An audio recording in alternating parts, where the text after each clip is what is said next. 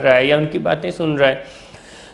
ये यानी कि साइकोसिस में ये दो इलामतें बहुत कॉमन पाई जाती हैं, हेलुसिनेशन और डिल्यूजन ऑफ पैरानोया। अच्छा, ये जो हेलुसिनेशंस और डिल्यूजन्स होते हैं, इसकी वजह से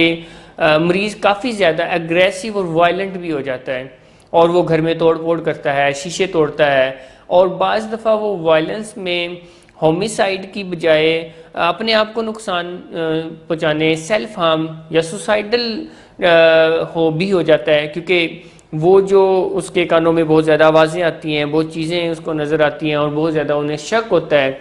तो या तो वो किसी और पर हमलावर होते हैं या फिर उन सब से डिस्टर्ब होकर वो अपने आप को कोई नुकसान पहुंचाते हैं। तो मैंने देखा है कि साइकोसिस की वजह से मरीज़ एग्रेसिव और वायलेंट हो जाते हैं, बेतुकी बातें करते हैं जिनका कोई ना सर होता ना पाँव होता।